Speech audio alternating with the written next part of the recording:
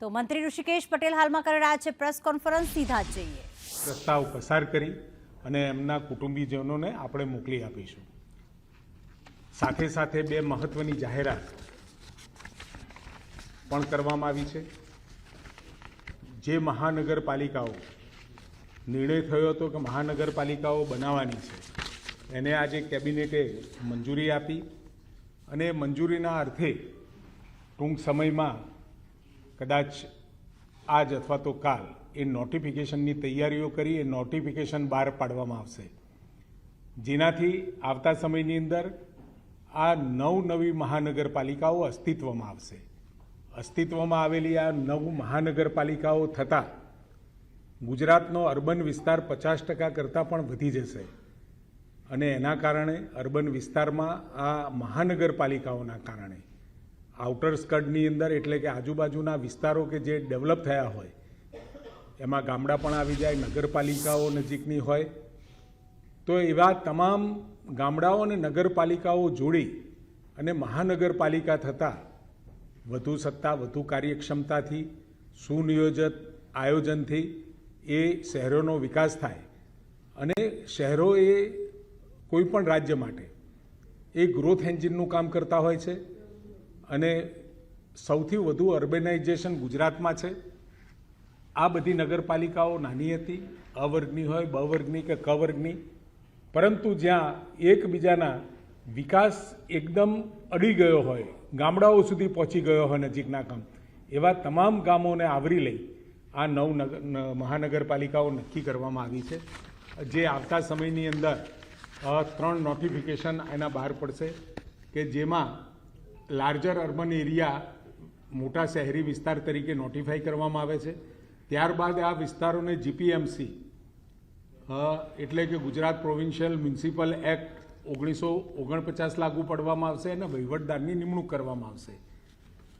આમ વહીવટદારની નિમણૂક થતાં જ જે નગરપાલિકાઓ છે એની હયાત જે પણ ઇલેક્ટેડ બોડી છે એ દરખાસ્ત થશે અને વહીવટદાર એનું કામકાજ સંભાળશે.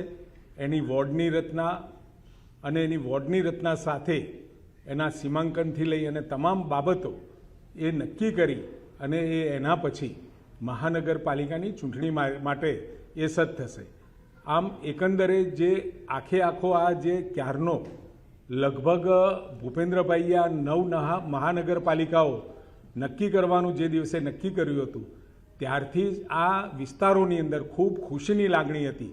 હવે હકીકતમાં પરિવર્તિત થવા જઈ રહી છે, એટલે ખૂબ ઝડપથી આ પ્રક્રિયા પૂરી કરી અને એને પૂરી કરવામાં આવશે. સાથે એક બીજો મહત્ત્વનો એમને નિર્ણય લીધો છે. બનાસકાંઠા જિલ્લાનું એમને વિભાજન કરવાનો નિર્ણય લીધો છે.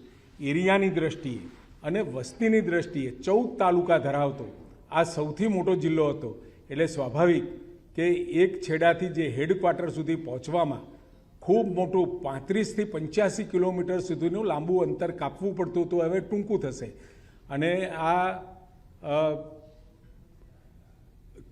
હાલ બનાસકાંઠાના 14 તાલુકા છે, એમાંથી 8 તાલુકાઓ અને 4 નગરપાલિકાઓથી એક નવો વાવ થરાદ જિલ્લામાં એનો સમાવેશ કરવામાં આવશે અને વાવ થરાદ જિલ્લાનું મુખ્ય મથક એ થરાદ રહેવાનું છે. હાલનો બનાસકાંઠો જિલ્લો રાજ્યમાં સૌથી વધારે સંખ્યાબળમાં છે, વિસ્તારમાં પણ છે અને 14 તાલુકા ધરાવતો છે. વસ્તીને વધુ સુગમતાથી, સરળતાથી વહીવટ મળી રહે, લોકોને આવવા જવામાં તકલીફ ના પડે એના માટે 2 જિલ્લામાં એનું વિભાજન કરવામાં આવ્યું છે. વાવ થરાદ જિલ્લામાં કુલ 8 તાલુકાઓ, વાવ, ભાભર, થરાદ, ધાનેરા, સુઈગામ, લાખણી, દિયોદર અને કાંકરેજ, અને સાથે 4 નગરપાલિકાઓ ભાભર, થરાદ, થરા અને ધાનેરા. આ 4 નગરપાલિકાઓ અને 8 તાલુકાઓનો મળી કુલ વાવ થરાદ જિલ્લો બનશે, જેનું હેડક્વાર્ટર થરાદ રહેવાનું છે. બનાસકાંઠો જિલ્લો એના 6 તાલુકાઓ છે, પાલનપુર, દાંતા, અમીરગઢ, દાંતીવાડા, વડગામ અને ડીસા, અને સાથે 2 નગરપાલિકાઓ પાલનપુર અને ડીસા, એમ મળી અને બનાસકાંઠા જિલ્લો. આમ 2 જિલ્લા હવે અસ્તિત્વમાં આવશે. બંને જિલ્લાઓમાં દરેકમાં 600ની આસપાસ ગામડાઓ રહે એ રીતનું આયોજન કર્યું છે. વાવ થરાદ જિલ્લામાં 6257 ચોરસ કિલોમીટર અને બનાસકાંઠામાં 4486 ચોરસ કિલોમીટર રહે તે પ્રમાણેની રચના કરવામાં આવી છે. સરેરાશ 35થી 85 કિલોમીટર જેટલું અંતર ઘટશે, ઈંધણમાં પણ બચત થશે અને લોકોની સુગમતા વધશે. અને 2 નવા જિલ્લાઓ થતાં સરકાર તરફથી મળતું ભંડોળ ગ્રાન્ટમાં વધારો થશે, જેથી બનાસકાંઠાની જનતાને માળખાકીય અને માનવ વિકાસ સુવિધાઓ વધવાની છે. આમ એકંદરે આ 2 મહત્ત્વની જાહેરાત આદરણીય ભૂપેન્દ્રભાઈએ ગુજરાતના અને ખાસ કરી ઉત્તર ગુજરાતમાં બનાસકાંઠા જેવા મોટા જિલ્લાને 2 જિલ્લામાં વિભાજિત કરીને આપી છે. અને સાથે જે મહાનગરપાલિકાઓ બનાવવાનો નિર્ણય થયો છે, પહેલાં 8 હતી અને 9 આ નવી થઈ, કુલ મળી અને 17 મહાનગરપાલિકાઓ અસ્તિત્વમાં આવશે. નવા જિલ્લાનું નામ છે વાવ થરાદ, પરંતુ હેડક્વાર્ટર થરાદ રહેશે. મેં હાલ જ આપને કહ્યું અને આ ડિટેલ તમને પાછી આપીએ જ છીએ. તાલુકાના નામ ના, હું તાલુકા પણ બોલ્યો. બનાસકાંઠામાં 6 તાલુકાઓ: પાલનપુર, દાંતા, અમીરગઢ, દાંતીવાડા, વડગામ અને ડીસા.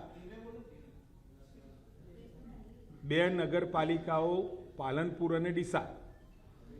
8 તાલુકાઓ જે વાવ થરાદમાં આવે છે એ વાવ, ભાભર, થરાદ, ધાનેરા, સુઈગામ, લાખણી, દિયોદર અને કાંકરેજ. અને સાથે 4 નગરપાલિકા ભાભર, થરાદ, થરા અને ધાનેરા. આ 4 નગરપાલિકાઓ કુલ મળીને આ 2 જિલ્લા થતાં લોકોને ખૂબ રાહત અને ખૂબ લાંબા સમયથી માગણી હતી, એ આદરણીય ભૂપેન્દ્રભાઈએ સંતોષી. આનો આધાર વસ્તી અને એરિયા, આ બંનેના આધારે આનું વિભાજન થયેલું છે.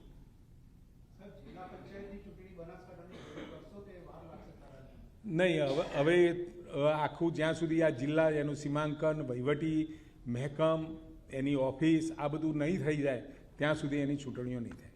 મહાનગરપાલિકાની સંરચનાઓ લગભગ ક્યાં સુધીમાં અત્યારે વહીવટદાર જે આવશે ક્યાં સુધીમાં સંરચનાની જાહેર થશે ને મહાનગરપાલિકા વહીવટદાર આવ્યા પછી એની પાસે પણ કેટલાય વહીવટી કામો છે. એમાં વોર્ડનું સીમાંકન, જે તે ગામ પડ્યા હોય, નગરપાલિકા પડી હોય, એટલે એક સરખા વોર્ડમાં એને વિભાજિત કરવું, એના સ્ટાફ અને મહેકમની વ્યવસ્થા કરવી, એ તો અહીંયા સરકાર પાસે માગશે એટલે મળી જશે. પરંતુ એકંદરે આ આખી કામગીરી કરતાં સમય તો લાગશે.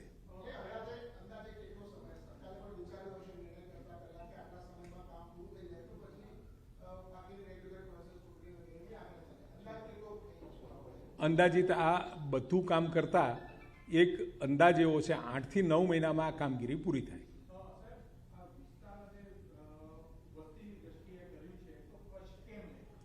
કચ્છની અંદર એરિયા મોટો છે, કિલોમીટર વાઇઝ અંતર વધારે છે, પરંતુ વસ્તીની દ્રષ્ટિએ અત્યારે એ બીજા જિલ્લાઓની કમ્પેરિઝનમાં ઓછી છે.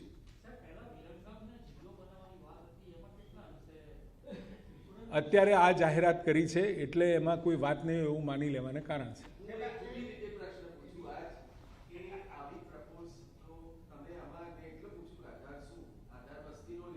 વસ્તી અને વિસ્તાર.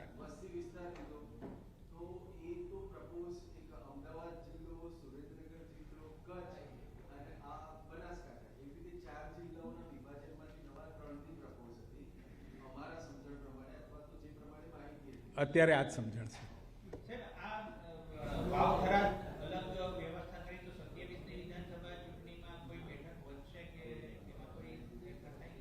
એ પાછળની વાત છે, એ ચૂંટણી પંચ નિર્ણય લેશે વસ્તીના આધારે.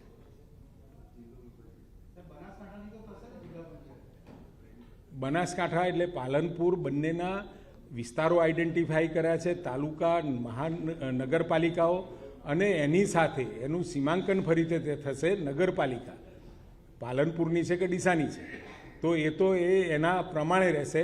પરંતુ જિલ્લાની પુનઃ નવરચના થતાં આ આખી પ્રક્રિયા ફરીથી મહેકમની સાથે આખી ગોઠવવાની થાય છે. એટલે તમામે તમામ આ પૂરી વ્યવસ્થા થયા પછી એના ઇલેક્શન આવશે.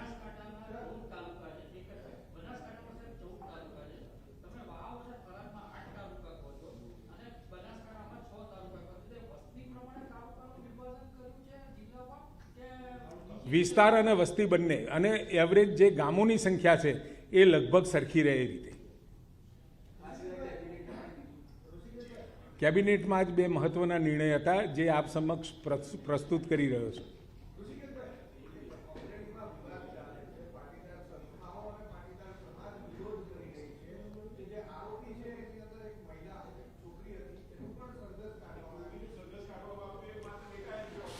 મેં જે જાણકારી લીધી એ પ્રમાણે એ સરઘસ નથી કાઢ્યું, પરંતુ કોઈ પણ પ્રકારનો બનાવ ઇન્સિડન્સ બને, ગુનો બને એટલે એનું રિકન્સ્ટ્રક્શન થાય. રિકન્સ્ટ્રક્શન હતું.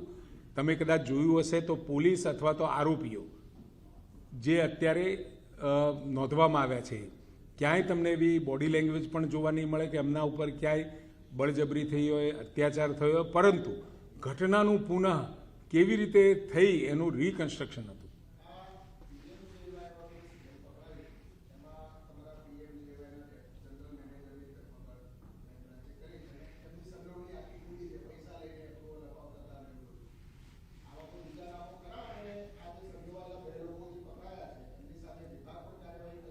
પોલીસને સંપૂર્ણ સત્તા અને છૂટ આપેલી છે કે વિભાગ હોય કે બહારનો કોઈ પણ વ્યક્તિ હોય તો બિલકુલ નિસંકોચ એના સામે ગુનો નોંધી શકાય, નોંધી શકો, અને કોઈ પણ પ્રકારની આ PMJY યોજનાને જે લાંછન લાગ્યું છે, આયુષ્યમાન યોજનાને, એ કરેક્ટિવ મેજર્સ તરફ જાય એના માટેની સંપૂર્ણપણે પોલીસ કામ કરી રહી છે.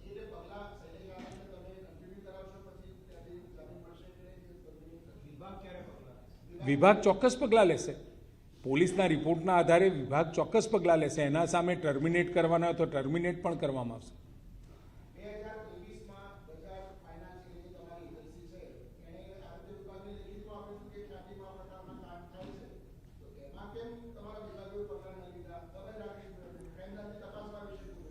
ભાઈ આવું થયું છે એના કારણે તો આ તપાસની અંદર ક્યાંક ને ક્યાંક કોકની સંડોવણી આવતી હોય.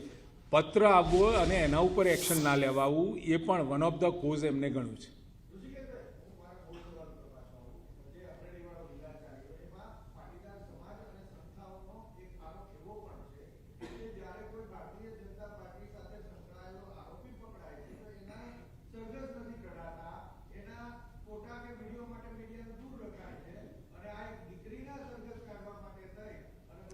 આ દીકરીનું સરઘસ નથી. મેં જે માહિતી લીધી એ પ્રમાણે આખી ઘટનાનું રિકન્સ્ટ્રક્શન માટે એ જે આરોપીઓ હતા એની જે તે સ્થળની મુલાકાત લીધેલી છે.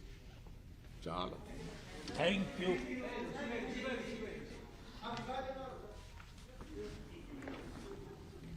કરવામાં આવી અને બનાસકાંઠાથી અલગ જિલ્લો હવે બનાસકાંઠા 2 ભાગમાં વહેંચાયું અને વાવ થરાદ જિલ્લો નવો બન્યો, જેમાં 8 તાલુકા રહેશે. અને સાથે સાથે પત્રકારો દ્વારા જ્યારે પૂછવામાં આવ્યું કે ખ્યાતિકાંડ મુદ્દે કેટલાક અધિકારીઓને શું સસ્પેન્ડ કરવામાં આવ્યા છે કે નહીં, તો ત્યારે તેમણે એ જ વાત કરી કે તમામ પોલીસ અધિકારીઓને છૂટ આપવામાં આવી છે. જે પણ અધિકારી PMJમાં જવાબદાર ગણાય તેની સામે કાર્યવાही કરી. मौन भी रखा गया और उसके साथ शोक प्रस्ताव भी पारित किया गया कि जो उनके कुटुंबीजनों को यहाँ से भेज सके. और साथ में 2 बड़े निर्णय, बनासकांठा जो हमारा जिला है उस जिलों को 2 भाग में बांटने का एक निर्णय लिया है. उसमें एक वाव थराद जिला रहेगा और दूसरा पालनपुर मतलब कि बनासकांठा जिला. इसमें वाव थराद जिला है